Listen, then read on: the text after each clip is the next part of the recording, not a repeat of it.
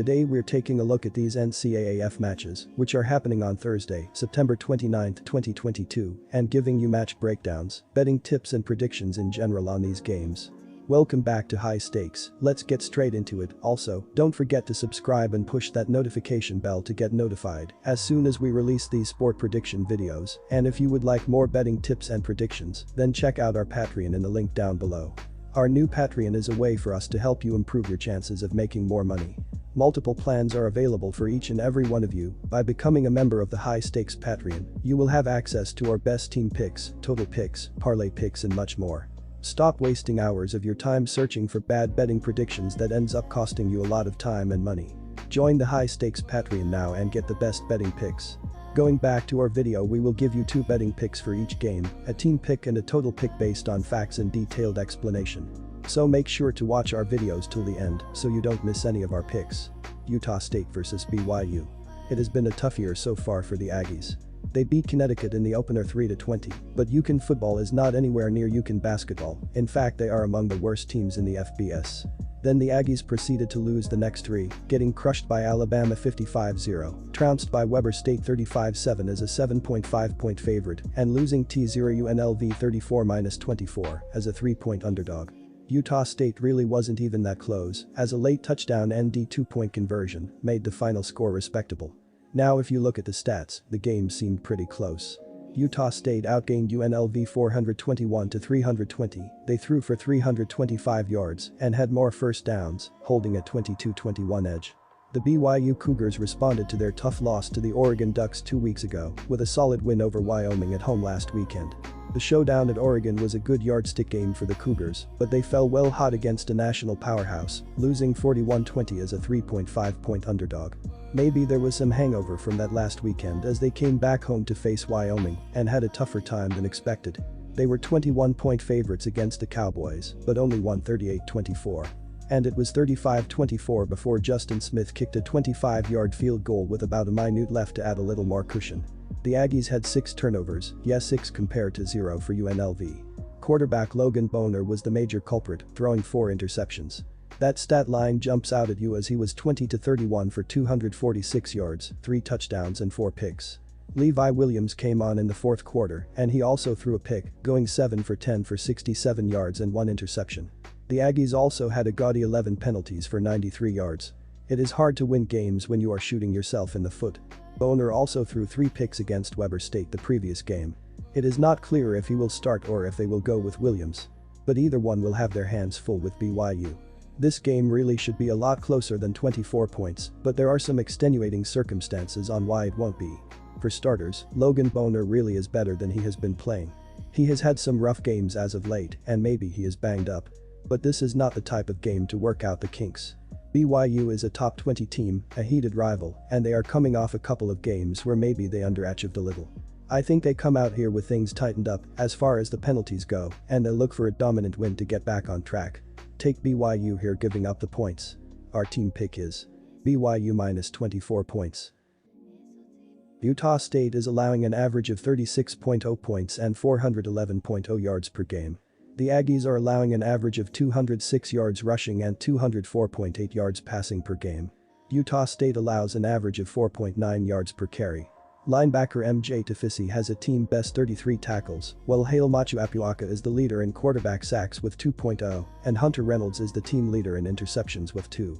BYU must strengthen its defense as the Cougars are allowing an average of 26.5 points and 324.8 yards per game. BYU allows an average of 152.3 yards rushing and 172.5 yards passing per game. The BYU defense allows an average of 3.9 yards per carry. Linebacker Ben Bywater has 28 tackles to lead the Cougars. Defensive lineman John Nelson is the leader in quarterback sacks with 2.0, and 2 players for BYU each have 1 interception apiece to lead the Cougars. Utah State is scoring an average of 15.5 points and 345.0 yards per game. Utah State is averaging 140.0 yards rushing and 205.0 yards passing per game. The Aggies are averaging only 3.5 yards per carry. Utah State quarterback Logan Boner has 753 yards passing with 6 touchdowns, but has been intercepted 8 times. Calvin Tyler Jr. has 292 yards rushing to lead Utah State, and wide receiver Brian Cobb has 241 yards receiving with 1 touchdown. BYU is averaging 33.5 points and 457.5 yards per game. The Cougars average 161.0 yards rushing and 296.5 yards passing per game. BYU is averaging 5.2 yards per carry. Quarterback Jaren Hall has 1164 yards passing with 9 touchdowns and has been intercepted only once. Christopher Brooks has 204 yards rushing to lead BYU and has 3 touchdowns. Keanu Hill has 283 yards receiving on 14 catches and 3 touchdowns to lead the Cougars. Utah State quarterback Logan Boner has passed for 753 yards with 6 touchdowns and 8 interceptions. Calvin Tyler Jr. is the leading rusher with 292 yards, while the leading receiver is Brian Cobbs with 243 yards and 1 touchdown reception. On defense, linebacker MJ Tafisi is the leading tackler with 30. Utah State has 3 quarterback sacks and 6 interceptions.